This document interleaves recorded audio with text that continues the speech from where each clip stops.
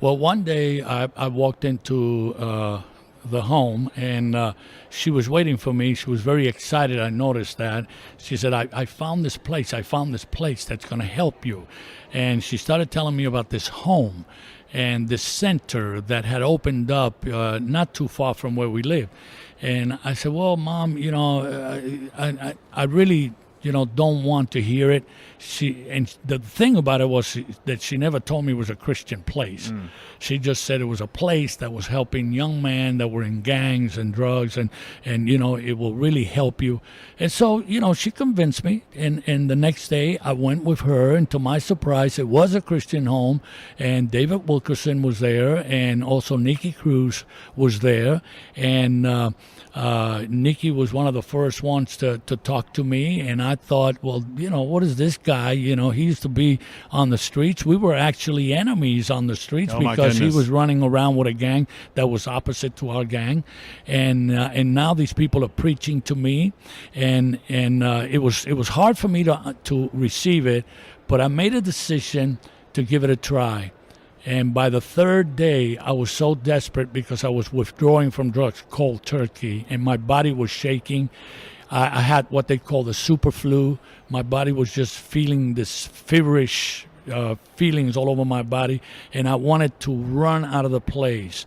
And the door was wide open. I started leaving when another young man stopped me at the door, started talking to me again about Jesus, and that's when I made up my mind. I turned back to the building, and I walked inside all by myself. He left me alone, and I walked inside of a small room they call the chapel.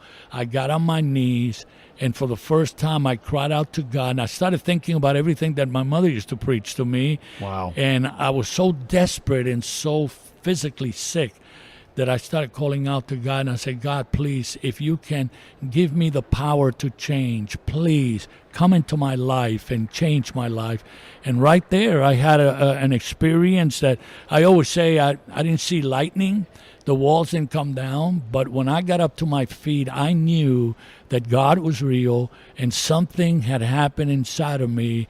My life was changed from that moment on. Describe the difference that the presence of Jesus Christ made in your life.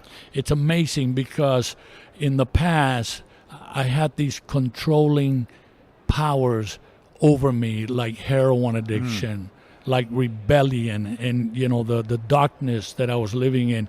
And now suddenly I had this power for the first time to say no to that controlling factor, and to feel that I didn't need drugs to feel high, to feel good, that I can get high on life, that I can get high on the beautiful things that God put in this world. And so there's definitely a great difference. The joy factor is unbelievable.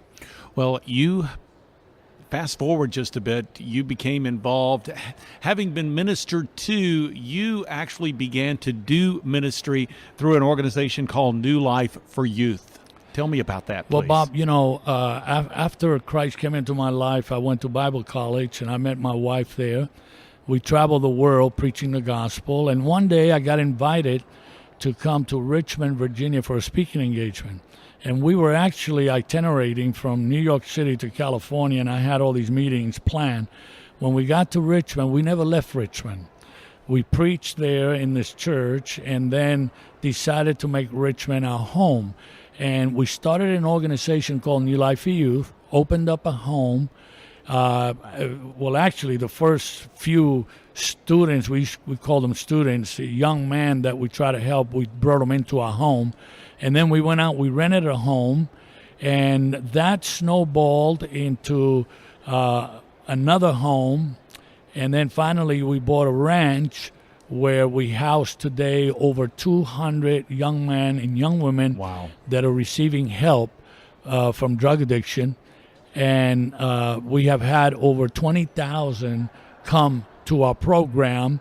And today, after 46 years, our program is one of the most successful ministries in reaching young men and young women with life-controlling problems. We also run 2 homes for women